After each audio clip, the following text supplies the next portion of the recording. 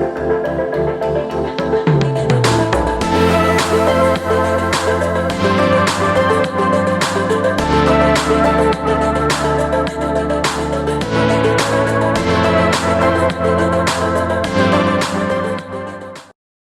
everyone. Thank you very much for having me today. I'll be talking about unlocking developer superpowers with SvelteKit. And that is because I do believe, in fact, that SvelteKit gives you superpowers. And you will see how just very shortly. Developing with SvelteKit means that you can do more with less. And that means you can write more code with fewer lines of code. It means you can spend less energy and consequently less time when you're building applications with SvelteKit.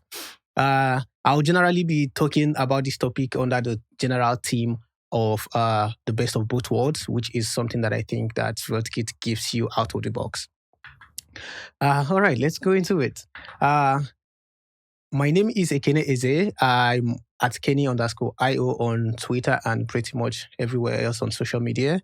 I work as a developer experience engineer at Neglify, and I have a YouTube channel where I create Jamstack tutorials, Vue development tutorials, Nox.js, basically all the things that I know about web development using JavaScript, Nox, Jamstack technologies, and so on. So if those kind of things interest you, please do take a look and let me know if you have any questions or feedback.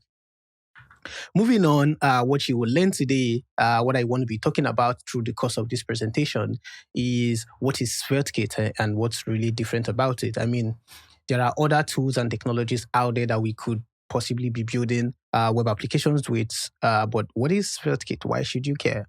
We'll be talking about that and why I'm particularly so excited about it. You might have already noticed that I'm very excited about using Svelte.js and SvelteKit to build applications, and I'll dig into all of that.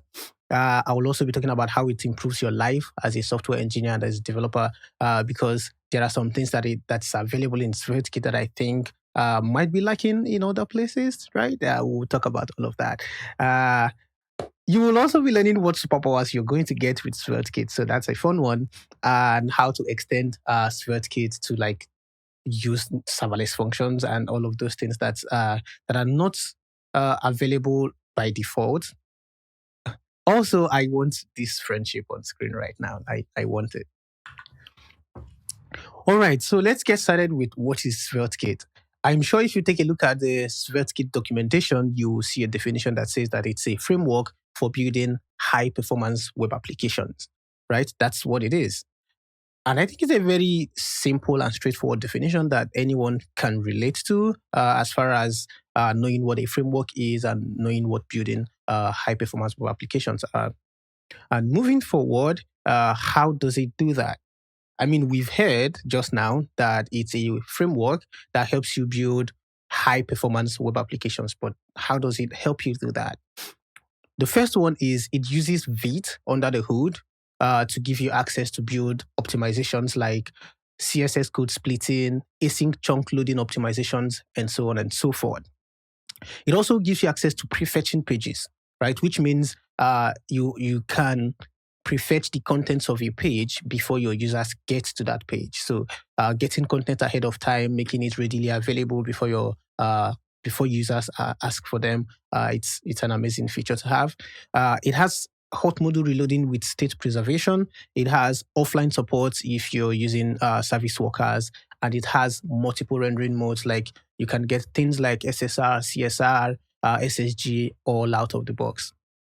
And how does it then empower you? I mean, with all these features that we've seen, it's impressive, but how does it translate to something that would help you supercharge your productivity as a developer and help you do more in less time, like we talked about, or give you powers that you would ordinarily not have from somewhere else?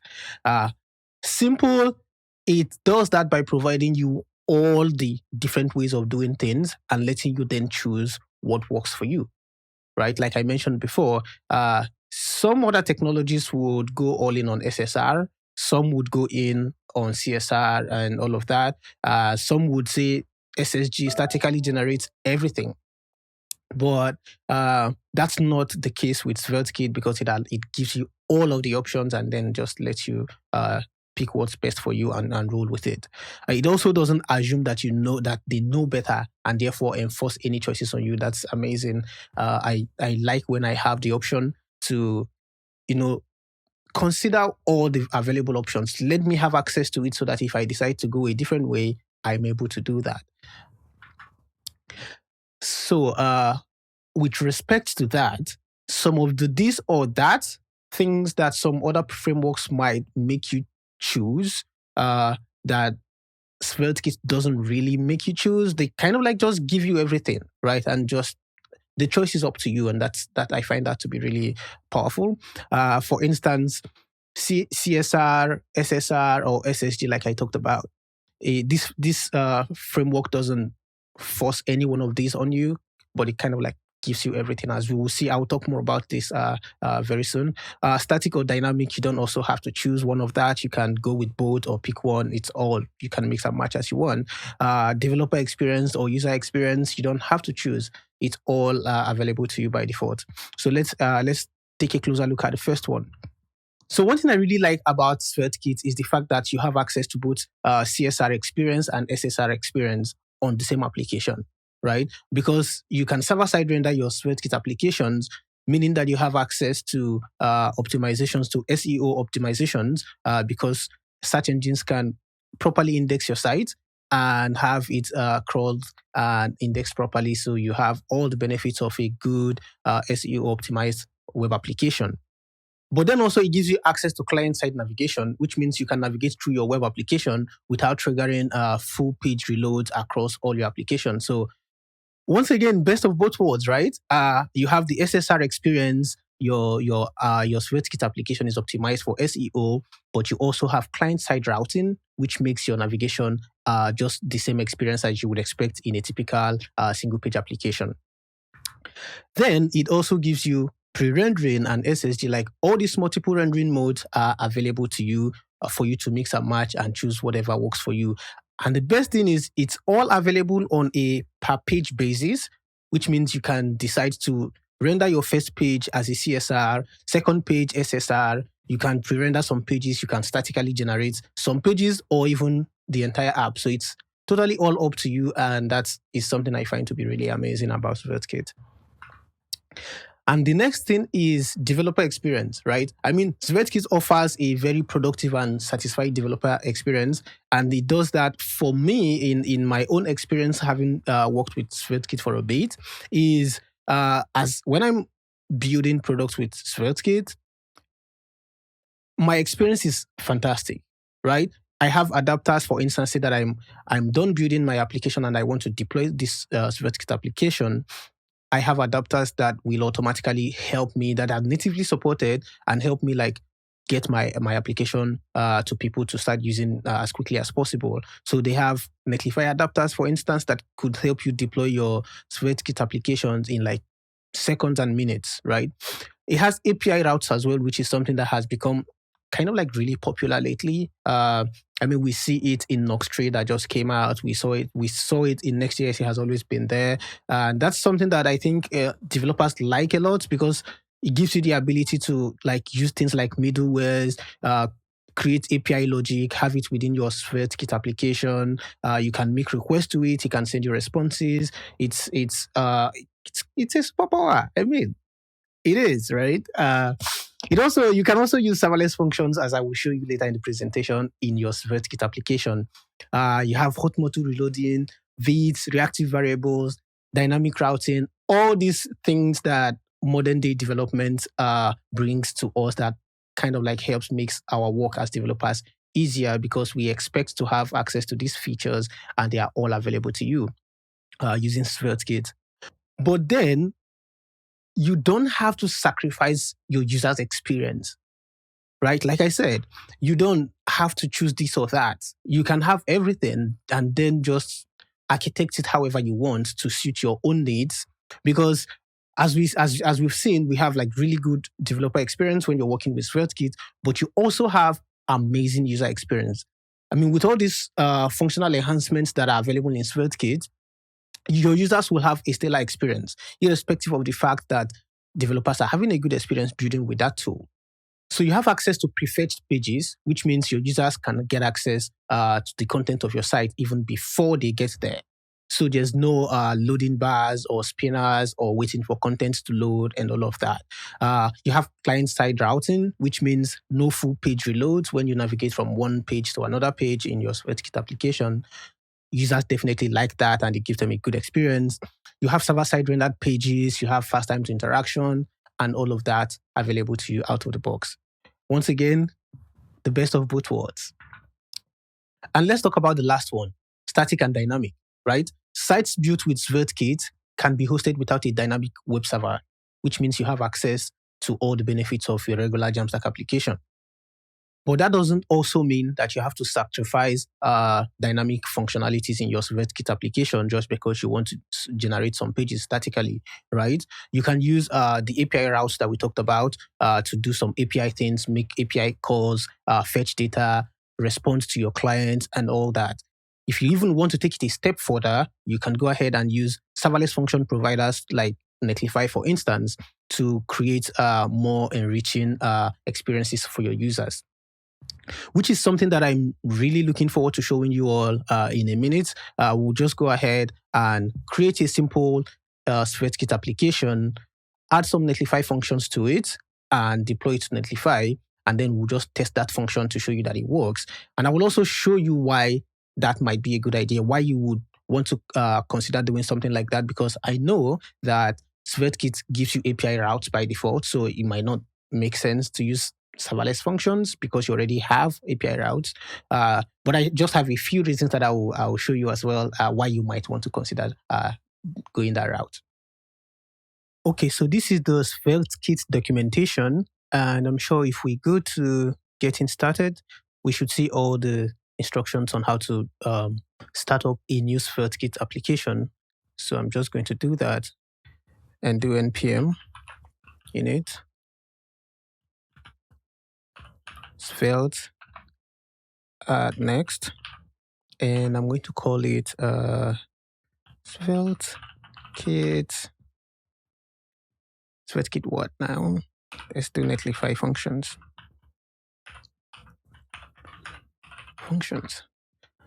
All right. Install that.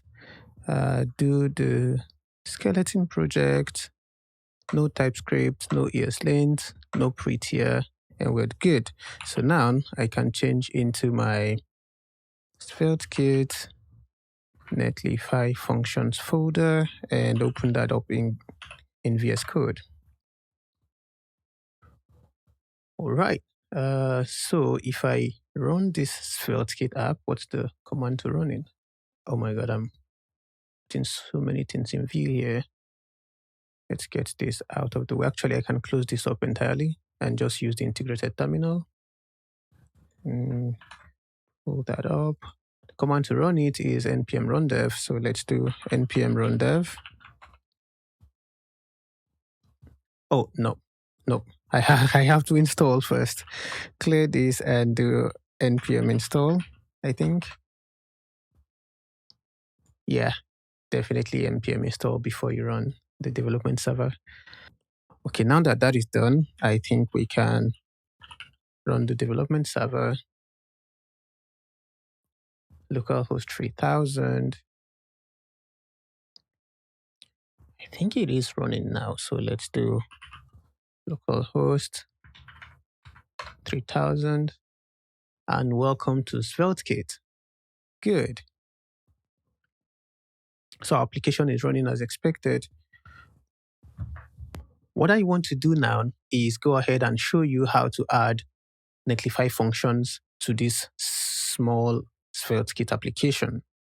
So the first thing I want to do is install the Neglify SvelteKit adapter. I'll use PNP to install the adapter, or you can also do like yarn add, right? Oh, sorry. Yarn add like this, but I'm going to go ahead and just paste in the installation using PNP and install it as a development dependency, as a dev dependency. So while that is going on, I'm going to go ahead and create a netlify.toml file. which is where I will put all my Netlify configurations.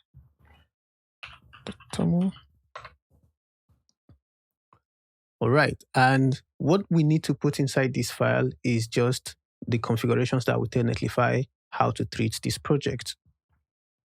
Wait, I'm not sure this is installing correctly. Hang on. Oh, my God, I didn't stop this from running, so I'll just paste this again and click on that. Yeah, now it's working. All right, in our Tomo file, let's do the build. To say the command to run when you're building this site for production should be npm run build. Right. And then the publish directory should also be build. All right, while we are in development mode, the command to run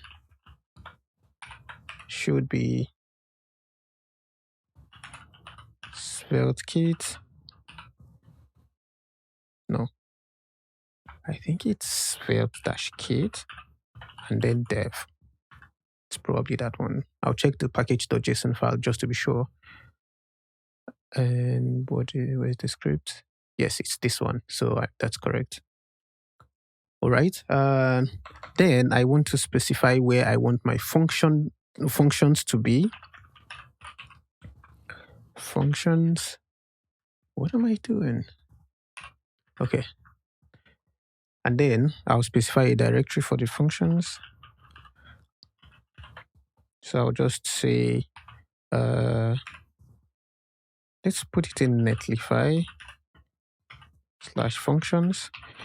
This is not optional. This is where you should be putting your Netlify functions in. Well, in any project that you want to add Netlify functions to, it's required to put it in a Netlify /functions folder.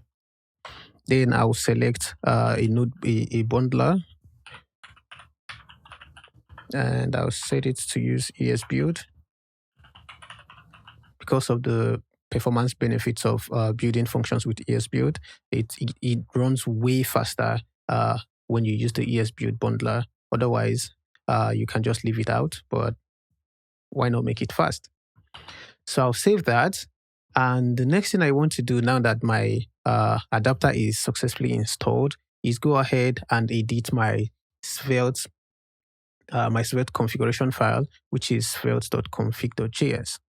So what I want to do is first import the adapter that I just installed, so which is import adapter from, it should be at Svelte. Yep, that one. Thank you, Copilot. And the next thing I want to do is specify what adapter that Svelte should use for this project. So I'm going to set it to the adapter that I just imported, which is this one. All right, so I'll save that. And what else do I need to do? I think that's pretty much it, right? Yeah, that's pretty much it. So let me go ahead and create the folder where I want to put the functions. So I'll do Netlify, then functions. That's it. And just to test this out, let me create a function and just call it like, I don't know, greeting. Yeah, greeting.js. And then just put like the smallest function you've ever seen, basically. And it should be this. So it's just an async function that returns good morning. That's it. But you know what? Since we are doing ES6, let's just go ahead and rewrite the function so that it uses the ECMAScript features that Netlify functions currently support. So we can do, instead of doing all that, we can do export async function.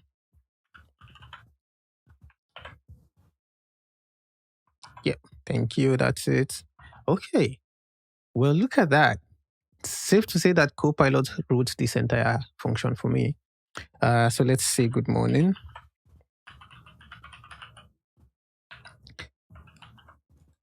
And that's it. So I think that's all. Now what should happen is, let me deploy this code and just test that this works. And do git add everything.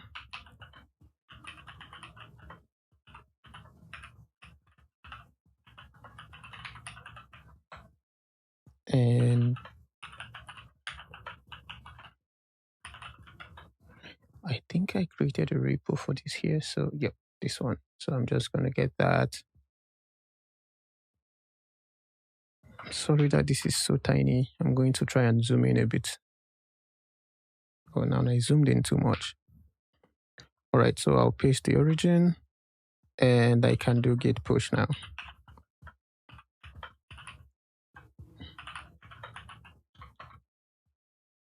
And that should work. If I refresh, I should get that pushed in. Cool. So I'm going to go to my Neglify site.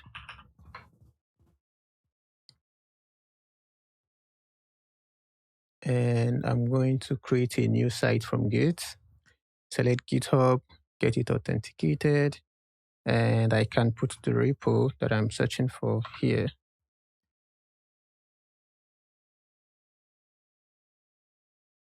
So select. The build commands are already pre-filled for me, so I'll go ahead and deploy site.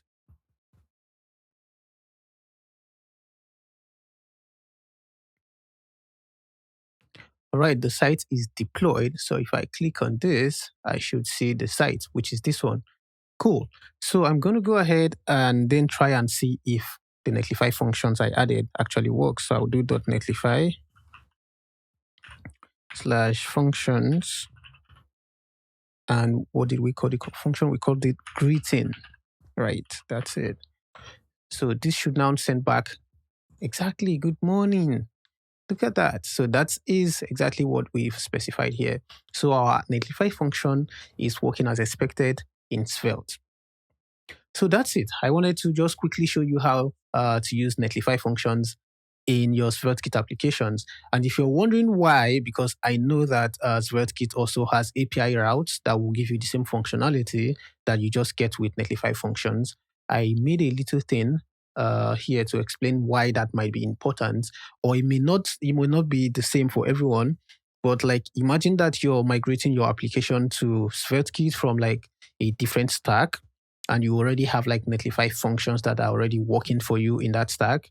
It would really just make sense to import them into your SvelteKit application as opposed to writing them all afresh as SvelteKit API routes. The second reason that you might be inspired to use Neglify functions in your SvelteKit application is you can author functions in more languages if you're writing Neglify functions, right? You can write in Go, in Rust, in TypeScript, as opposed to just writing them in JavaScript, which is what SvelteKit can only allow you to do. So if performance is important to you and you're trying to speed up your function running times, you can build them in Rust, you can author them in Go, and those have always been known to be faster than JavaScript. Also, it gives you more configuration options, like using Neglify redirects and Neglify rewrites. Depending on how you're architecting your project, these things can come in handy for you. All right, that's it. So in summary, I want to say that with SvelteKit, we can cater for both the developer experience and the user experience, right? If you wanted dynamic functionalities, you have access to it. If you want static experiences, you have access to it as well. You can make the best use of the multiple rendering modes that SvelteKit supports by default. SSR, CSR, SSG, whatever works for you is available on a per page basis. And finally, it gives you the best of both worlds, as we've seen in these three different scenarios. So thank you all very much for having me. Once again, my name is Ekene Eze, and I'm available on socials at Kenny_IO. If you have any questions, I'll be there in the chat section to respond to you. Thank you for having me, and bye.